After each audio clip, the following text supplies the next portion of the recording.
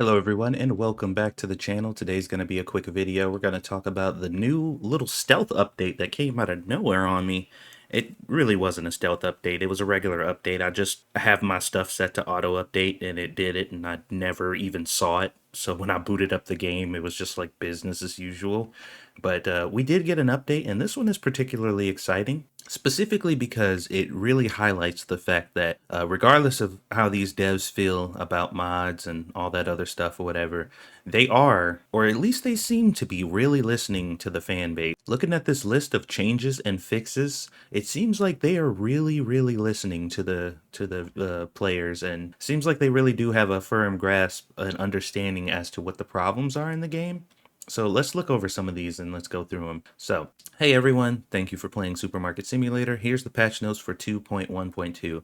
So first and foremost, let's talk about the fact that the last update was like on the 30th, and then this update came on the 6th. So these guys they're working. They got a team now, and they have really, it seems like they've really gotten into the swing of things when it comes to putting out these patches and updates. So kudos to them on that front, definitely. So first thing, fixed all restockers going for the same product, which caused them to get stuck. We came to the conclusion a little while ago that one of the biggest issues why the restockers were getting stuck is because they were getting stuck on the same task at the same time. So whenever one of the restockers wanted to maybe restock some, I don't know, chips or something like that, the other one would go for that same thing and they would get stuck. Because somebody had already taken care of that one. So that's really good. That should help with the restockers. Fixed boxes sticking to their hands. This was another issue where they would be seemingly done with their work and then there would be boxes just like stuck to their hands for some reason. I'm not sure really what caused that. Initially, I thought it was a mod, but it turns out that was happening in the vanilla game too. So another fix, added restockers prioritizing boxes with the least products when they grab a box from the rack. This was a very popular mod. A lot of people really liked the mod that allowed the restockers to basically be smarter with what they chose and always choose the boxes with the least amount of products, so that way you didn't have a bunch of weird boxes on there. And they also set it to where now whenever you grab a box from the shelf, it will automatically grab the box with the least amount of product too, adding to better functionality in the game. So, like, I mean, these things are like mods, straight up issues that people have been talking about with this game. They are directly going in and systematically fixing everything that we've had an issue with, and it's very nice to see. Added customers prioritizing shorter lines. That is another very popular mod where it's called Smarter Customers, I believe, and it tells them to prioritize whatever line has the least amount of people in it. It's once again, once again, added details to the daily statistics screen like customization costs, staff payments, loan income, etc. So more details at the end of the day for your financial stuff that went on, so that way you have a better and clearer picture of what your money was spent on. Nice. Fixed balance, not refreshing after some payments. Now this one, I'm not sure I've seen or heard of. So this must have been something new. I never experienced this problem, but apparently some people were and they fixed it. So the next section here is very interesting because I was reading over this and I'm like, wait, what? So balancing the self-checkout because it is OP. The self-checkout, they said, is OP.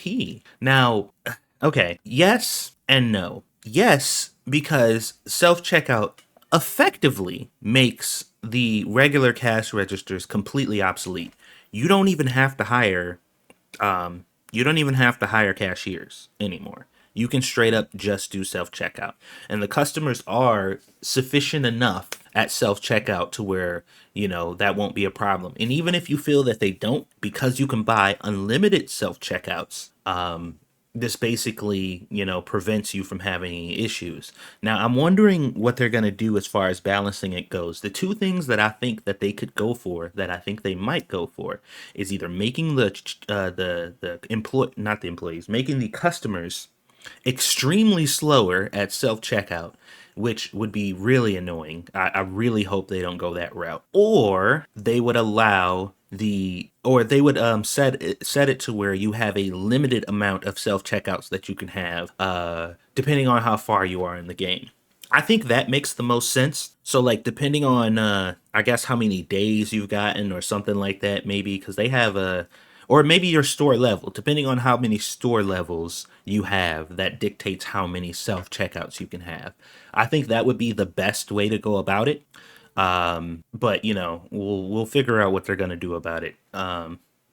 That's a little concerning to me because I really do like the self checkouts, and I hope they don't just nerf them into the ground. But as it stands, yes, I can agree that if you really wanted to abuse them and just buy like 50 of them, you could really they can be pretty OP. Like maybe there should be some type of restriction. I just don't know what it is.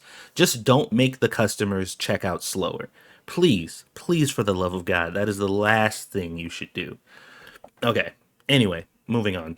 Adding boosting cashiers to speed them up. Once again, one of the biggest complaints and one of the first most popular mods in this game was to speed up the cashiers because they're too slow and they never get better, which is kind of counterproductive because these are employees. Obviously, they're working. The more they do it, the better they should get.